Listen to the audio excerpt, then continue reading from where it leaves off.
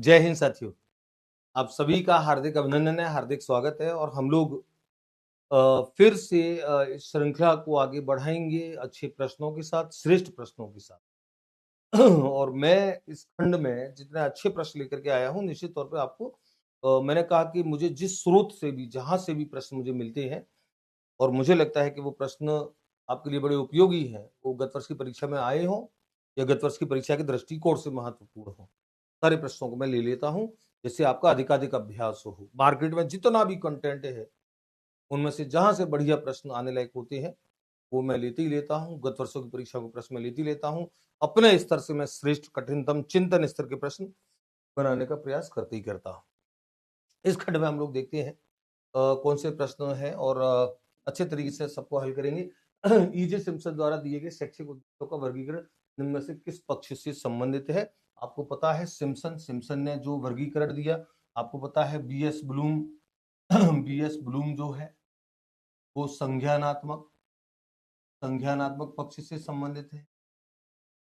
कृतवाल मसीहा इन्होंने भावात्मक पक्ष का दिया, भावात्मक पक्ष का। और सिम्पसन, हैरो को अलग से मैं लिख देता हूं।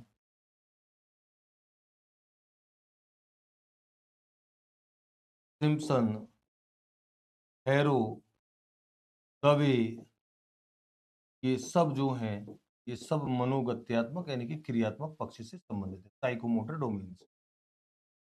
तो आपको समझ लेना है किस पक्ष का वर्गीकरण सिम्पसन ने किया, तो किस पक्ष का वर्गीकरण किया? ज्ञानात्मक, मनोक्रियात्मक, भावात्मक, इन सभी का नहीं, केवल मनोक्रियात्मक, साइकोमोटर डोमेन का किया सिम्पसन ने। और क्रियात्मक पक्ष से जुड़े जितने भी नाम है उन सबको भी ध्यान रखेंगे। सिम्पसन, हैरो, दवे, ऐसा एक प्रश्न परीक्षा में आया है, वो आगे हम लेंगे। अगला प्रश्न है, अनुदेशनात्मक उद्देश्यों के लेखन हेतु दिए गए विभिन्न उपागमों में से कौन सा उपागम ज्ञानात्मक और भावात्मक उद्देश्यों को समाहित करता है? ज्ञानात्मक और भावात्मक। और आपको पता है, मैंने ये लिखा रखा है, रॉबर्ट मेगर का जो उपागम है, ये संज्ञानात्मक और भावात्मक पक्ष का वर्गीकरण करता है। संज्ञानात्मक और भावात्मक पक्ष का वर्गीकरण से संबंधित है। और इन्होंने आधार जो बनाया, ब्लूम की टैक्सोनॉमी की बनाया है, ये मैंने पढ़ा रखा है। मिलर का मनोगत्यात्मक पक्ष से संबंधित है, मनोगत्यात्मक पक्ष से संबंधित है। हर्बर्ट पंचपदी प्रणाली से संबंधित है। और पियाजे संज्ञानात्मक विकास से संबंधित, संज्ञानवाद के जनक माने जाते हैं। ध्यान रखेंगे, रॉबर्ट संज्ञानात्मक और भावात्मक। प्रश्न में आपसे दोनों पूछा है, संज्ञानात्मक यानी कि ज्ञानात्मक और भावात्मक उद्देश्यों को वर्गीकरण दिया, समाहित किया इन दोनों पक्षों को अपने वर्गीकरण, रॉबर्ट मेगर ने ना, पूरा नाम क्या है? रॉबर्ट मेगर, रॉबर्ट मेगर के उपागम। करेक्ट आंसर होगा बी। अगला प्रश्न है, निम्न में से किसने मनोगत्यात्मक पक्ष के वर्गीकरण को प्रस्तुत नहीं किया? मनोगत्यात्मक पक्ष का वर्गीकरण किसने प्रस्तुत नहीं किया? बीएस ब्लूम ने संज्ञानात्मक का किया है, आपको पता है, संज्ञानात्मक पक्ष का। और सिम्पसन, दवे और हेरू, इन सब ने मनोगत्यात्मक का किया है, सब ने मनोगत्यात्मक पक्ष। ये तीनों सही आंसर होगा यस ब्लूम। ये मनोगत्यात्मक पक्ष से संबंधित नहीं है, इन्होंने केवल संज्ञानात्मक पक्ष के उद्देश्यों का वर्गीकरण दिया और भावात्मक पक्ष के उद्देश्यों में अपनी सहभागिता की। लेकिन प्रमुख तौर पर इन्हें संज्ञानात्मक पक्ष के जो 6 उद्देश्य हैं, ज्ञान, अवबोध, अनुप्रयोग, विश्लेषण, संश्लेषण, मूल्यांकन, उसके लिए जाना जाता है। तो ये जो उद्देश्यों के वर्गीकरण से जुड़े ऐसे कुछ प्रश्न हैं, ये ध्यान रखेंगे, ये क्रॉस होकर के अलग अलग विकल्पों के साथ आते हैं, आपको ध्यान रखना होता है। ब्लूम का संशोधित वर्गीकरण किसने प्रस्तुत किया? ये संशोधित वर्गीकरण बहुत शानदार है, बहुत अच्छा है। मसीहा, क्रथवाल, इन्होंने भावात्मक पक्ष का दिया, संशोधन नहीं था। क्रथवाल और एंडरसन ने दिया, और 2001 में दिया, 2001 में को। ये मैंने एंडरसन के नाम से अलग से एक वीडियो मैं अपने उसमें डाल रहा हूं, अलग से एक वीडियो, क्रथवाल और एंडर। और बहुत ज्यादा फर्क नहीं है, जिन्होंने ब्लूम टैक्सोनॉमी को अच्छे से समझ रखा है, केवल लिंकअप करना होता है। क्रथवाल और एंडरसन ने क्या संशोधन प्रस्तुत किया, और उन्होंने केवल क्रिया के तौर पे लिखा, मतलब जैसे उन्होंने नाउन के तौर पे लिखा था ब्लूम ने, इन्होंने उसको वर्ब बना करके, क्रिया बना करके लिखा। इसको मैं अलग से एक वीडियो में डाल रहा हूं। तो 2001 में किया क्रथवाल और एंडरसन प्रमुख तौर पर माने जाते हैं, ध्यान रखो। एंडरसन, ये कई पुस्तकों में आपको केवल एंडरसन के संशोधन के नाम से भी ये संशोधन प्रस्तुत किया 2001 में। अगला प्रश्न है, एजे हैरो के वर्गीकरण में उच्चतम उद्देश्य कौन सा है? और देखो एजे हैरो का वर्गीकरण मैं आपको दिखा देता हूं। एजे हैरो के वर्गीकरण को आप देखें एक बार। मैं एजे हैरो के वर्गीकरण को मैं आपको एक बार दिखा दूं, और ये आपको बहुत ज्यादा इंपॉर्टेंट है, आपको ये ध्यान रखना है कि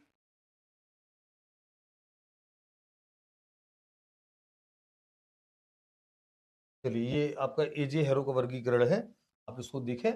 एजे हैरो ने, और वो ये भी आपका पढ़ा हुआ है, ये भी मैंने बहुत अच्छे से विस्तार से समझा रखा है। आप देखेंगे ये हिंदी में, ये अंग्रेजी में इधर है, तो आप देख सकते।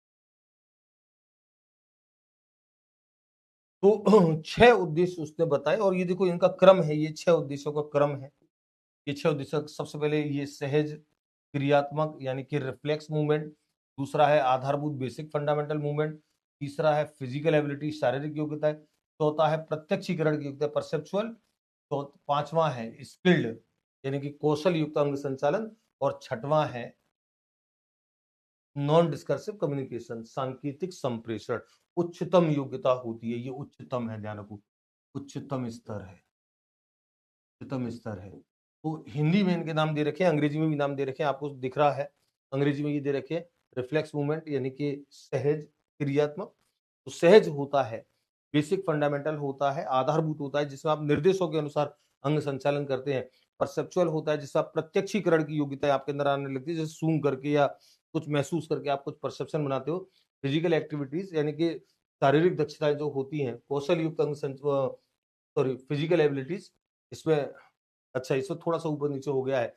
स्किल्ड मूवमेंट, कौशल युक्त अंग संचालन, और सबसे नॉन डिस्कर्सिव कम्युनिकेशन यानी कि बिना अशाब्दिक संप्रेषण, जिसमें आप केवल केवल मुख मुद्राओं से यानी कि अभिनय से यानी कि केवल सांकेतिक मुद्राओं से आप संप्रेषण करने में सक्षम हो जाते हैं। ये उच्चतम स्तर है।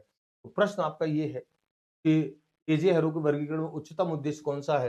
प्रत्यक्षीकरण सांकेतिक संप्रेषण उच्चतम है, सांकेतिक संप्रेषण उच्चतम है, ये सबसे उच्चतम है। और आधारभूत अंग संचालन दूसरे नंबर पे, कौशल युक्त अंग संचालन चौथे नंबर पे, कौशल युक्त अंग संचालन पांचवें नंबर पे है। ये थोड़ा सा ये गलत है, पांचवें नंबर पे कौशल युक्त अंग संचालन, और सांकेतिक संप्रेषण उच्चतम ही, और प्रत्यक्षीकरण की योग्यता परसेप्चुअल ये चौथे नंबर पे है, परसेप्चुअल एबिलिटीज। तो ये आपका ध्यान रखिए, ये करेक्ट है, ये वाला करेक्ट है। चलिए, तो एजे हैरो के में उच्चतम वर्गीकरण में उच्चतम स्तर पे कौन सा उद्देश्य है? सांकेतिक संप्रेषण, ये नॉन डिस्कर्सिव कम्युनिकेशन।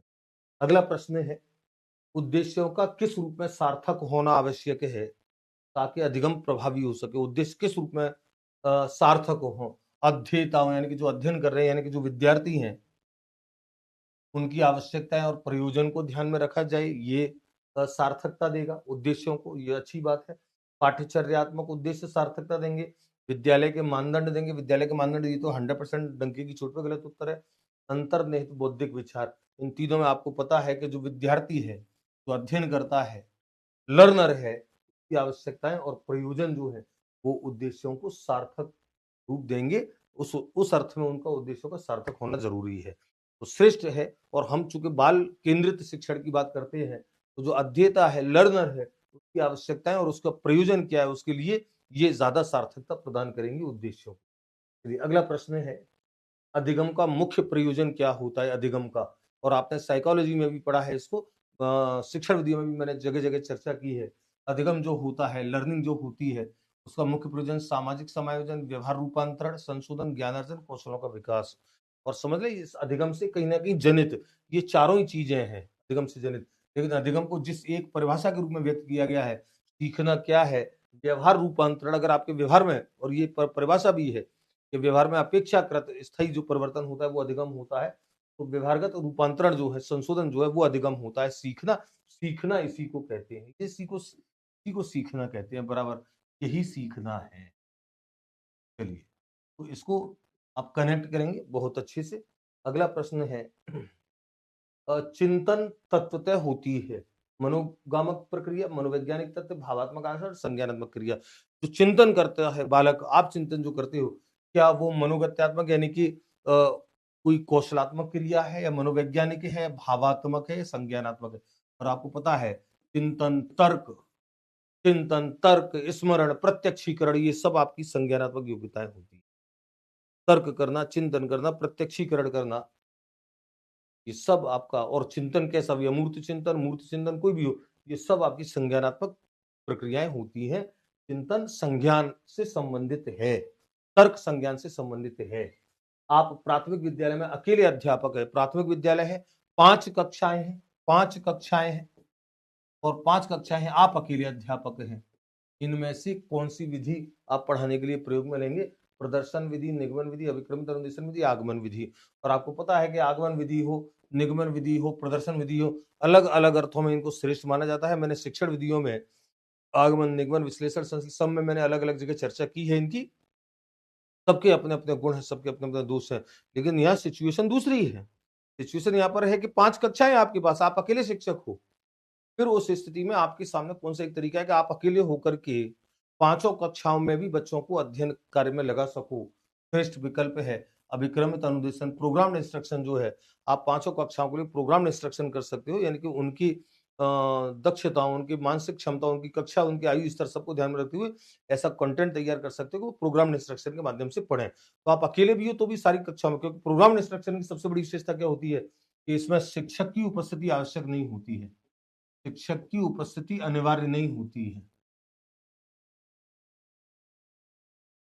शिक्षक की उपस्थिति अनिवार्य नहीं होती है। अभिक्रमित अनुदेशन में ये प्रमुख सिद्धांत है। आपको अनुदेशन कोई भी हो, अनुदेशन प्रक्रिया, इंस्ट्रक्शन और शिक्षण के अंतर को मैंने स्पष्ट किया है।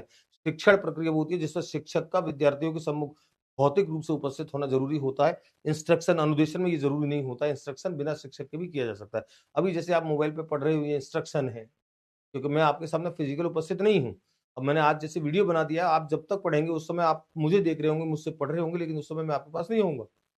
अभिक्रमित अनुदेशन, एक अध्यापक 5 कक्षाओं को, ज्यादा कक्षाओं को अकेला हैंडल कर सकता है। और ये लास्ट प्रश्न आप देखें, अच्छे प्रश्न है इस वीडियो में।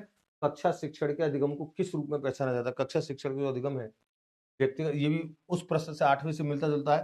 व्यक्तिगत समायोजन, सामाजिक और राजनीतिक भिज्ञता, भिज्ञता यानी कि जानकारी, है ना?